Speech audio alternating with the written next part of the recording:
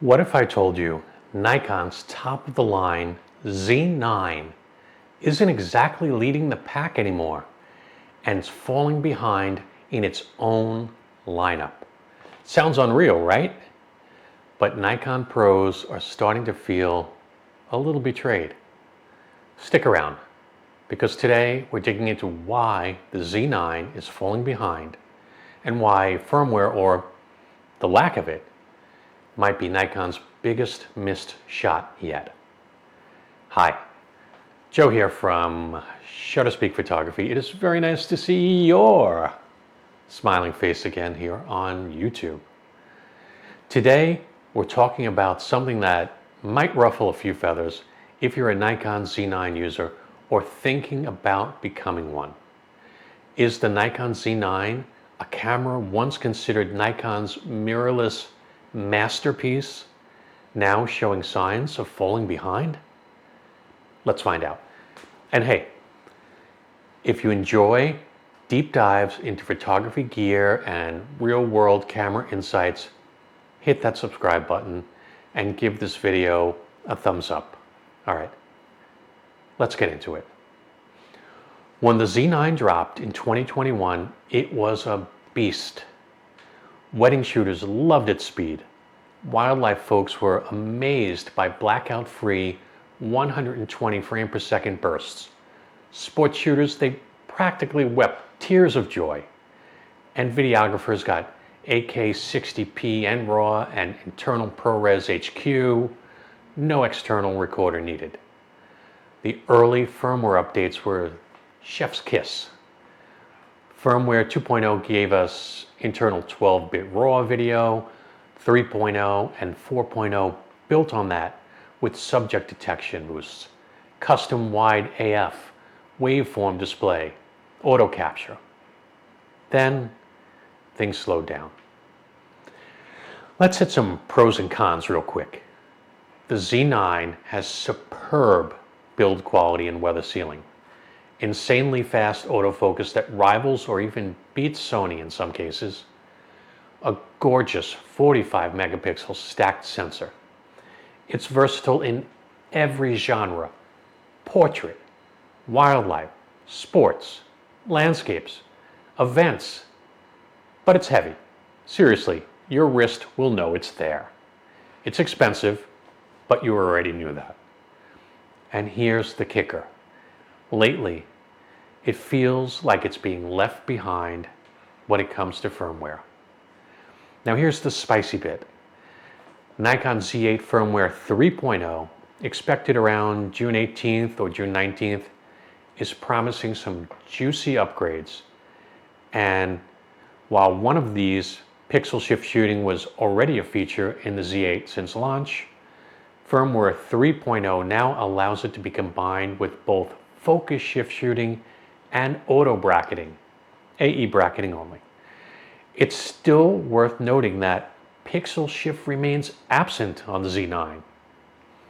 3.0 brings flexible picture controls so you can fine-tune color and tone exactly the way you want, subject detection during manual focus, yes, manual, a focus range limiter to make AF faster by locking down your preferred range, a maximum aperture live view focusing so you see exactly what you're getting. Also, you get new wide area AF patterns for better subject tracking, JPEG fine support for pre-release capture, and even HEIC, HEIF image format support that gives you better image quality at smaller file sizes than JPEG. If these land as expected, that makes the Z8 more feature-rich than the Z9, for now. Here's a quick list of features currently in the Z8, but missing from the Z9. Pixel shift shooting, and now it can be combined with focus shift shooting and auto bracketing. Flexible picture controls for customized color and tone adjustments. Subject detection during manual focus. Focus range limiter for faster autofocus performance. Maximum aperture preview and live view. New wide AF area patterns. JPEG fine support for pre-release capture mode, HEIC, HEIF image format support for higher efficiency file saving. These are not small tweaks. They're real tools that can affect both your shooting experience and post-processing workflow. This leads us to what author Tom Hogan calls the Z9 dissonance. Basically, Z9 owners feel that Nikon isn't giving their flagship the same love anymore. The Z9 and the Z8 share the same Expeed 7 processor. So theoretically, anything the Z8 gets, the Z9 should be able to do as well. But that's not what we're seeing. Z9 firmware 5.20 was released in April 2025 and, well, was kind of a letdown. NX field support, renamed settings, a couple of bug fixes, that's it. Meanwhile, the Z8 is getting loaded with pro features and looks like it'll leapfrog the Z9 in functionality. So what gives? Tom Hogan and many in the Nikon community suspect that Nikon might be holding back some features to debut them in a Nikon Z9 II. It would make sense from a marketing standpoint, but it also risks alienating the current flagship user base. If you hang out in Reddit threads or Nikon forums, you'll notice a lot of Z9 users still love their camera, but they're scratching their heads. They're saying things like, the Z9 is the best camera I've ever used, but I'm considering switching to the Z8 for newer firmware features. That's not a great place to be if you're Nikon. So, is the Z9 still worth it? Yes.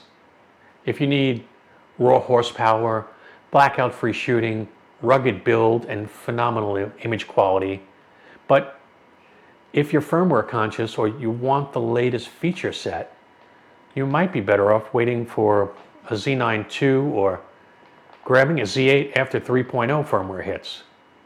So here's the takeaway.